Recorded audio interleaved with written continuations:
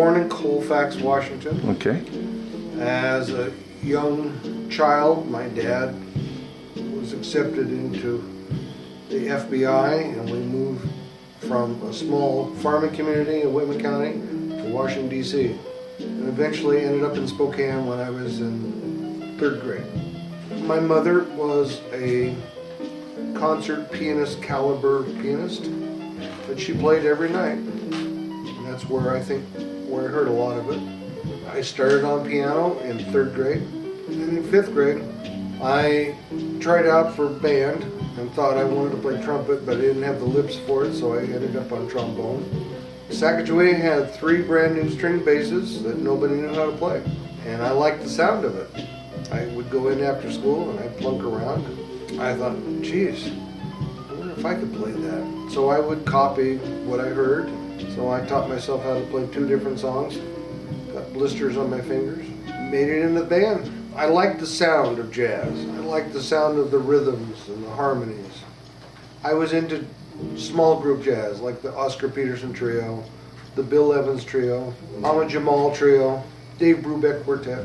I became very, very enamored with Scott LaFaro, with the Bill Evans Trio. There was the interplay between the piano and the bass that was very, very groundbreaking. So I liked Sam Jones, Leroy Vinegar. I was one of the few teenagers that knew a lot of standards. And so that's how I got my start playing in clubs. So I decided to become a music education major. And I graduated in December of 1970. I taught 5th and 6th grade band, middle school choir, high school band, and high school choir. And then I left teaching entirely. I had a chance to go on the road, so I took it. We drove to Las Vegas and I started playing with the Russ Carlisle Orchestra at the top of the Dunes Hotel. I was making good money in Vegas, but there was no security to it. And that's what I realized is I could have security of teaching if I kept doing a good job. But I also had enough contacts I could play and keep that side of me happy. And you eventually retired from Central Valley School District. I retired from the Central Valley School District in the spring of 2003. I was able to keep playing on weekends and summers. I got a chance to play with headliners. Bob Hope one night, Phyllis Diller the next night, the Osmond Boys, the Marvelettes, the Coasters, Bobby Rydell, Mel Torme, people that would come to town and need a backup man. Cab Calloway, we played with Cab at this Opera House and then also at the Capitol Theater in Yakima. I mentioned Cab Calloway, and we played in Spokane, then we went to the Capitol Theater.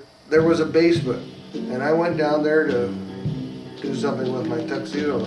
There's Cab in his powder blue tux with tails. He's got his shoes off, rubbing his feet. And I looked at him and I said, "You got sore feet, huh?" He said, "Yeah, man, my dogs are killing me." And I said, "Well, my mother's had MS for 25 years. And I said, "I've rubbed her feet before. Do you mind if I rub your feet?" He says, "Give her a go." So I'm sitting there on like a milking stool, rubbing Cab Calloway's feet. He says, "You got bass player hands there, man." I said, "Well, it's good enough for my mother. It's good enough for you." I feel very blessed to have had parallel musical careers. The Guard Band, teaching, playing with name entertainers. I think musicians, because of the very nature of our talent, and we want to share. This is just another way of sharing. It may not be playing notes and songs, but we're sharing our art